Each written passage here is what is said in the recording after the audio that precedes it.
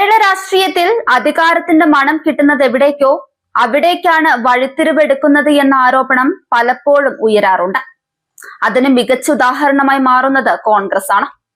വർഷങ്ങളോളം എതിർ പാർട്ടികളിൽ നിന്ന് സകല ആനുകൂല്യങ്ങളും അനുഭവിച്ച നേതാക്കൾക്ക് റെഡ് കാർപ്പറ്റ് വിരിച്ച് സീറ്റ് വാഗ്ദാനം ചെയ്യുന്ന പ്രവണതയാണ് കോൺഗ്രസ് ഇപ്പോൾ നടത്തുന്നത്. കോൺഗ്രസിന്റെ അകത്ത് വിള്ളൽ വീഴുന്നതിനുള്ള പ്രധാന കാരണവും ഇതുതന്നെയാണ്. പ്രവർത്തക പാരമ്പര്യവും സമർപ്പണവും ത്യാഗവും പറഞ്ഞ് വേദിയിൽ പ്രസംഗിക്കുന്ന നേതൃത്വം മറുകണ്ഠം ചാടിയെത്തുന്നവർക്ക് നിയമസഭാ ടിക്കറ്റുകൾ ഒരുക്കുമ്പോൾ അടിത്തട്ടിലെ പ്രവർത്തകരുടെ കാത്തിരിപ്പിന് വിലയില്ലാതാവുകയാണ്. ഇന്നലെ വരെ communist party of ഇന്ത്യക്കൊപ്പം നിന്നവരും Bharatiya Janata പാർട്ടിക്കൊപ്പം വേദി പങ്കിട്ടവരുമാണ് ഇന്ന് കോൺഗ്രസ് ചിഹ്നത്തിൽ മത്സരിക്കാൻ മുൻനിരയിലെത്തുന്നത്.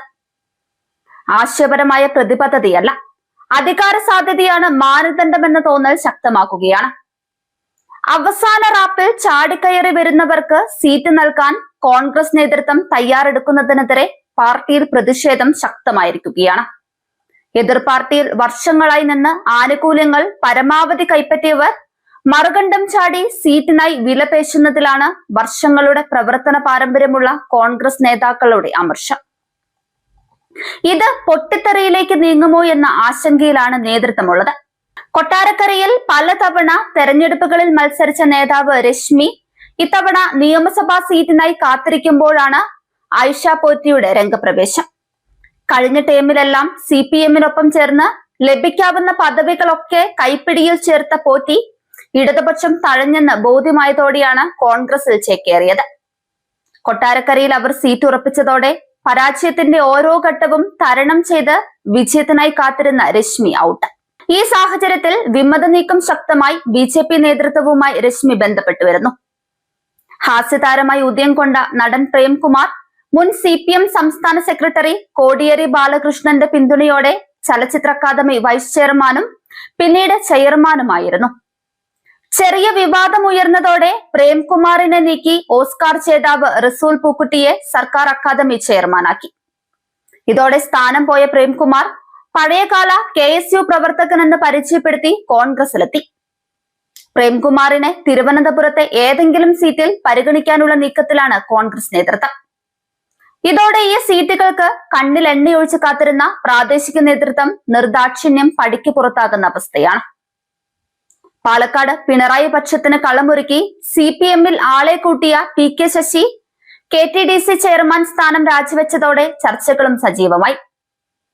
മുൻ CPM MLA ആയ PK ശശി നിലവിൽ പാർട്ടിക്ക് അനഭിമതനാണ്. ലൈംഗിക പീഡന പരാതിയിൽ കേന്ദ്ര കമ്മിറ്റി അംഗങ്ങളായിരുന്ന AK ബാലന്റെയും PK ശ്രീമതിയുടെയും നേതൃത്വത്തിലുള്ള പാർട്ടി കോടതി വിധി പ്രഖ്യാപനം നടത്തിയതിനെ ട്രോളാക്കിയ കോൺഗ്രസ് ആണ് ഇപ്പോൾ ശശിയെ പാർട്ടിയിലേക്ക് സ്വാഗതം ചെയ്ത് സീറ്റ് വാഗ്ദാനം നൽകിയത്.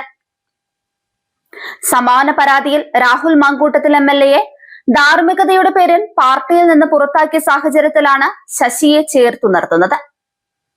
നേതൃത്വത്തിന്റെ ഇത്തരം ഇടപെടലുകൾ പ്രവർത്തകരെ ചൊടിപ്പിച്ചിട്ടുണ്ട്. PK ശശി പാലക്കാട് പിണറായി പക്ഷത്തിനായി തേർത്തെളിക്കുമ്പോൾ ഉൾപാർട്ടി വിഭാഗീയതയിൽ VS പക്ഷത്തിനായി ആയുധമേന്തിയ A സുരേഷ് UDF പക്ഷത്തേക്ക് ചാഞ്ഞ് സീറ്റ് തരപ്പെടുത്താൻ തയ്യാറെടുക്കുന്നത് വിരോധാഭാസമായി. സാധാരണ പ്രവർത്തകൻ മാത്രമായിരുന്ന സുരേഷ് VS അച്യുതാനന്ദന്റെ പ്രൈവറ്റ് സെക്രട്ടറി എന്ന നിലയിലാണ് ചർച്ചകളിൽ ഇടം പിടിച്ചത്. വിഭാഗീയത കത്തിക്കാളിയ കാലത്ത് വാർത്ത ചോർത്തിയെന്ന ആരോപണം ഉന്നയിച്ചാണ് പാർട്ടി സുരേഷിനെ പുറത്താക്കിയത്. പലതവണ അപ്പീൽ നൽകിയെങ്കിലും തിരിച്ചെടുത്തില്ല. അടഞ്ഞ അധ്യായം എന്ന് കരുതി പാർട്ടി സെക്രട്ടറി തന്നെ വിലയിരുത്തിയതോടെ വലത്തോട്ടായി ചാഞ്ചാട്ടം.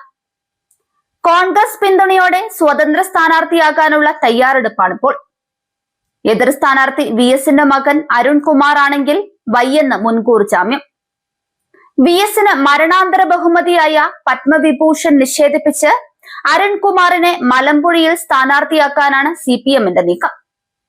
BJP-യിൽ കളം പിടിച്ച് തഴച്ചു വളർന്ന് വേദിയിൽ കസേര കിട്ടിയില്ലെന്ന് സങ്കടപ്പെട്ട് കോൺഗ്രസിൽ ചേക്കേറിയ സന്ദീപ് വാര്യർക്കും സീറ്റ് കണ്ടെത്തേണ്ട ഗതികേടിലാണ് കോൺഗ്രസ് നേതൃത്വം. തൃശൂരാണ് വാര്യർക്ക് താല്പര്യം. എന്നാൽ അവിടെ അടുപ്പിക്കില്ലെന്ന് തൃശൂർ നേതാക്കളുടെ കട്ടായം. കൊട്ടാരക്കരയിൽ കെട്ടിയിറക്കാമെന്ന് കോൺഗ്രസ് നേതൃത്വം ഉറപ്പുകൊടുത്ത അഖിൽ മാരാർ ആയിഷ പോറ്റിയുടെ വരവോടെ അപകടം മണത്ത് NDAയിലേക്ക് ചേക്കേറുന്ന മട്ടാണ്. NDA സഖ്യകക്ഷിയായ 2020 സ്ഥാനാർത്ഥിയാകാനാണ് നീക്കം. തെരഞ്ഞെടുപ്പ് കാലത്ത് സീറ്റ് തരപ്പെടുത്താൻ മാത്രം മറുകണ്ഠം ചാടുന്ന നേതാക്കളുടെ വിശ്വാസ്യതയിലാണ് പ്രവർത്തകർ സംശയം പ്രകടിപ്പിക്കുന്നത്. മറുകണ്ഠം ചാടുന്നവർക്ക് നിശ്ചിത കാലയളവിൽ പാർട്ടി പ്രവർത്തനങ്ങളിൽ ഏർപ്പെട്ട് വിശ്വാസ്യതയും ആത്മാർത്ഥതയും പ്രകടിപ്പിച്ച ശേഷമേ സീറ്റ് കൊടുക്കാവൂ എന്നതാണ് ഇവരുടെ ആവശ്യം.